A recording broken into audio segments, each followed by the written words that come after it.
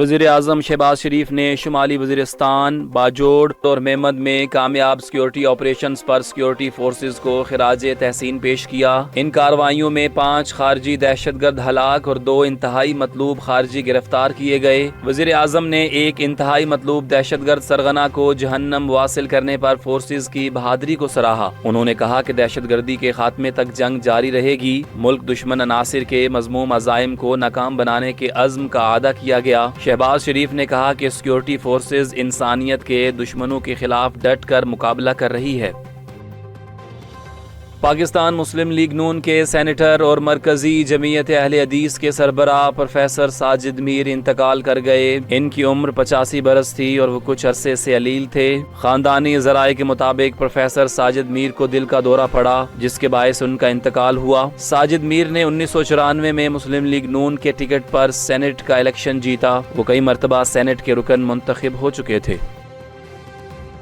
वज़ीर आला पंजाब मरियम नवाज ने बेघर अफराद के लिए इनकलाबी कदम उठाते हुए अपनी ज़मीन अपना घर स्कीम के तहत 2000 प्लॉट्स बिल्कुल मुफ्त देने का ऐलान कर दिया है। मरियम नवाज ने इस मंसूबे का ई पोर्टल भी लॉन्च कर दिया, जो अपनी छत अपना घर प्रोग्राम की कामयाबियों के बाद एक नया संगे मील है। लॉन्चिंग तकरीब से खिताब करते हुए उन्होंने कहा कि पंजाब के 19 अजला में कायम 23 हाउसिंग स्कीमों के तहत मुस्तहिक अफराद को ये प्लॉट्स दिए जाएंगे। वज़ीर आला का कहना था कि हुकूमत का हदफ 1 साल में 1 लाख और 5 साल में 5 लाख घर तामीर करना है। उन्होंने बताया कि स्कीम के लिए इकसात को बहुत आसान रखा गया है ताकि कम आमदनी वाले शहरी भी फायदा उठा सकें। मरियम नवाज ने मजीद कहा कि इस मंसूबे की कामयाबी उनके ख्वाब की ताबीर है।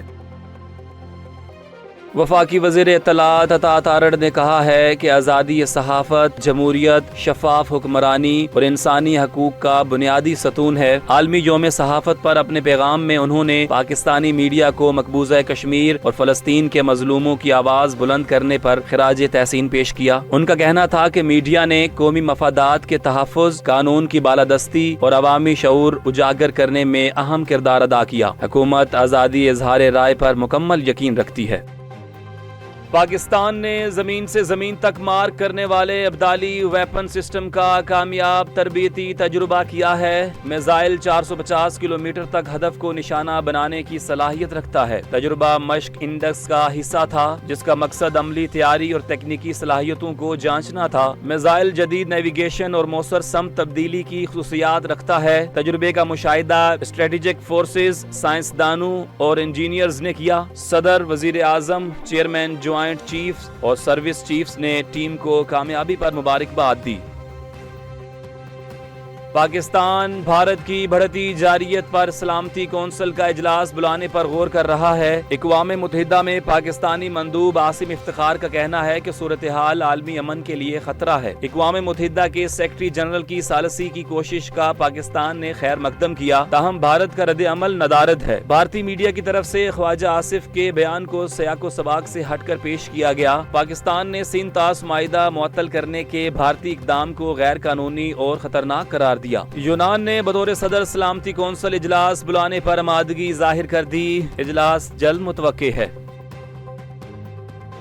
सदर पाकिस्तान आसिफ अली जरदारी की मंजूरी के बाद CDA तरमीमी ऑर्डिनेंस का गजट नोटिफिकेशन जारी कर दिया गया। इस तरमीम के मुताबिक अब जमीन हासिल करने के एवज सिर्फ नकद नहीं बल्कि जमीन या दीगर मुतबादिल जराए से भी मुआवजा अदा किया जा सकेगा। डिप्टी कमिश्नर्स अब जमीन और इमारतों के लिए अलग अलग कॉन्ट्रैक्ट्स अवार्ड करने के मजाज होंगे। ऑर्डिनेंस में मुतासरीन की बहाली और आबादकारी को कानूनी तहफ़्फ़ुज़ दिया गया है और ताखीर से अदायगी की सूरत में सालाना 8% इजाफी मुआवजा देना होगा। माजूर, नाबालिग या कानूनी मजबूरी रखने वाले अफराद के लिए खसूसी इकदामात भी शामिल किए गए हैं। जायदाद की CDA से मुंतकिली को आसान बना दिया गया है, जबकि जमींदारों के हकूक के तहफ़्फ़ुज़ और मुतासरा अफराद की मयार जिंदगी की बहाली को लाजमी करार दिया गया है। अक्टूबर 2025 से पहले के ज़ेर इल्तवा केसेस अब नई पॉलिसी के तहत निपटाए जाएंगे।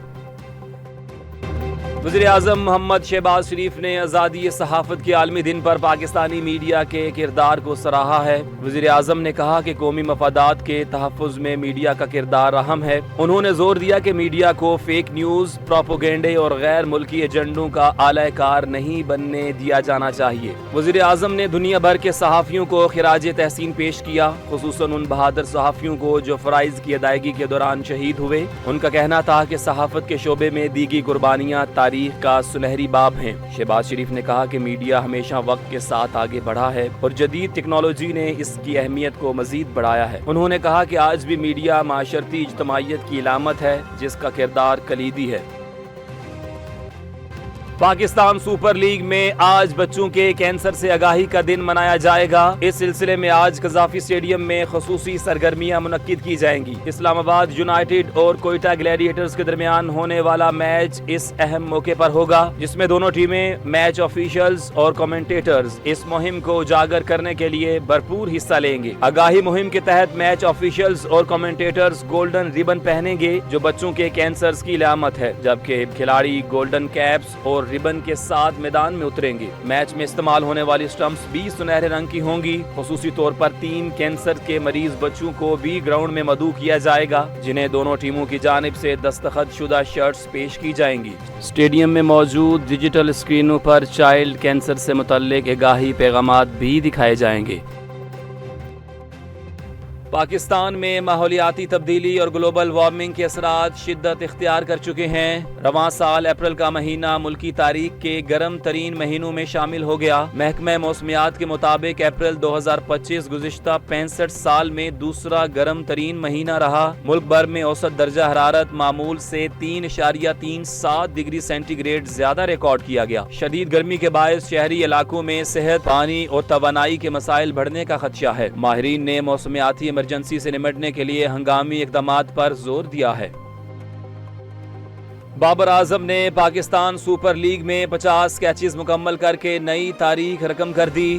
وہ لیگ میں یہ سنگ میل عبور کرنے والے پہلے کھلاڑی بن گئے۔ یہ اعزاز انہوں نے اسلام آباد یونائیٹڈ کے خلاف میچ میں حاصل کیا۔ ان کی شاندار فیلڈنگ نے پشاور زلمی کو فائدہ پہنچایا اور انہیں منفرد مقام دلوایا۔